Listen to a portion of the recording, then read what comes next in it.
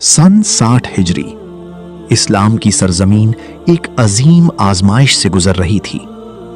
रसूल अकरम सल्लल्लाहु अलैहि वसल्लम के नवासे, जन्नत के जवानों के सरदार इमाम हुसैन अलैहिस्सलाम के सामने एक ऐसा फैसला था जो तारीख का रुख बदलने वाला था।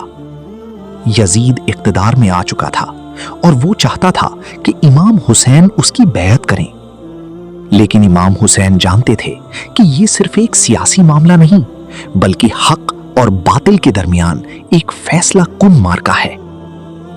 मक्का की तरफ हिजरत। मदीना में हालात दिन ब दिन सख्त होते जा रहे थे। इमाम हुसैन ने खूनरेजी से बचने के लिए मदीना छोड़ने का फैसला किया। अपने अहले बैत और चंद वफादार साथियों के साथ आप मक्का मुकर्रमा रवाना हुए। मक्का पहुंचकर आपने खाना काबा के साए में कयाम फरमाया। मुसलमान दूर दूर से आकर आपसे मुलाकात करते और आपकी बातें सुनते थे। कूफा वालों के खुतूत। कुछ ही अरसे बाद कूफा से खुतूत आना शुरू हुए। एक खत, फिर दूसरा खत, फिर सैकड़ों और फिर हजारों खुतूत। कूफा के लोग लिखते थे, ऐ फर्जंदे रसूल, हमारे पास कोई रहनुमा नहीं, आप तशरीफ लाइए, हम आपका साथ देंगे। इमाम हुसैन ने जल्दबाजी से काम न लिया। आपने अपने चचाजाद भाई हजरत मुस्लिम बिन अकील अलैहिस्सलाम को कूफा भेजा ताकि हालात का जायजा लिया जा सके।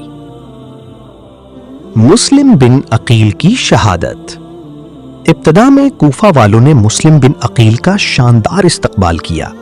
हजारों अफराद ने उनके हाथ पर बैत की, लेकिन यजीद ने उबैदुल्लाह बिन जियाद को कूफा का गवर्नर मुकर्रर कर दिया। उसने धमकियों, खौफ और लालच के जरिए लोगों के दिल बदल दिए।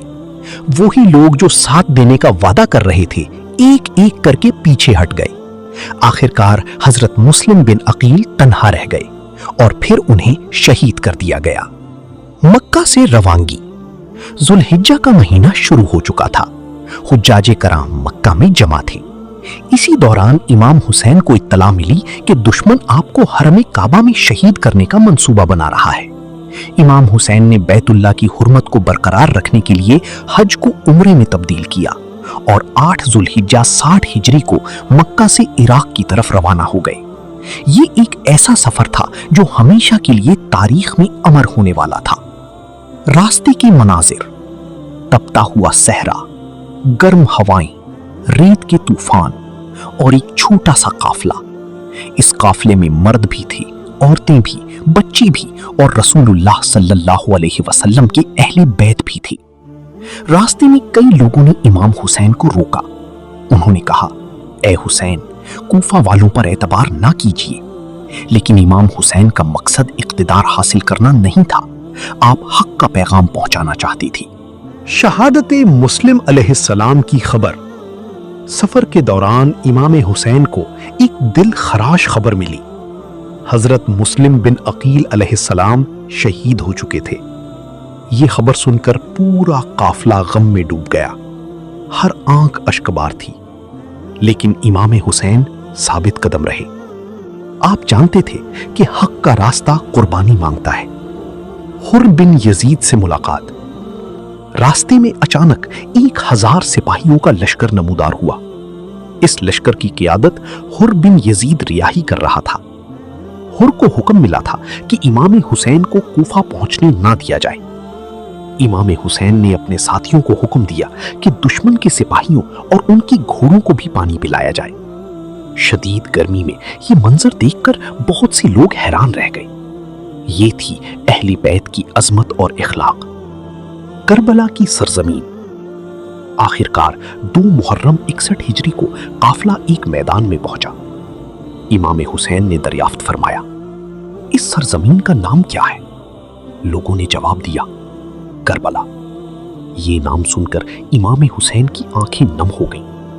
आपने फरमाया, गई। आपने फरमाया, ये करबो बला की सरजमीन है। फिर हुक्म दिया गया कि यहीं खेमे नस्ब किए जाएं। आने वाली आजमाइश। खेमे नस्ब हो चुके थे। बच्चे खेल रहे थे। औरतें सफर की थकन उतार रही थीं। لیکن امام حسین جانتے تھے کہ آزمائش قریب آ چکی ہے۔ ہر گزرتا دن دشمن کے لشکروں کی تعداد بڑھا رہا تھا۔ ایک طرف حق تھا، دوسری طرف باطل کی طاقت۔ کربلا میں امام حسین اور ان کے ساتھیوں نے دنیا کو یہ سبق دیا کہ حق کی خاطر کھڑے ہونا ہی اصل کامیابی ہے۔ ظلم کے سامنے جھک جانا زندگی نہیں، بلکہ حق کے لیے قربانی دینا حقیقی زندگی ہے۔ امام حسین کا مکہ سے کربلا تک کا سفر صرف ایک تاریخی واقعہ نہیں، بلکہ صبر، استقامت، وفاداری اور حق پر ڈٹ جانے کا ایسا پیغام ہے جو قیامت تک زندہ رہے گا۔ ہر دن عاشورہ ہے اور ہر زمین کربلا ہے۔ السلام علیکہ یا ابا عبداللہ الحسین۔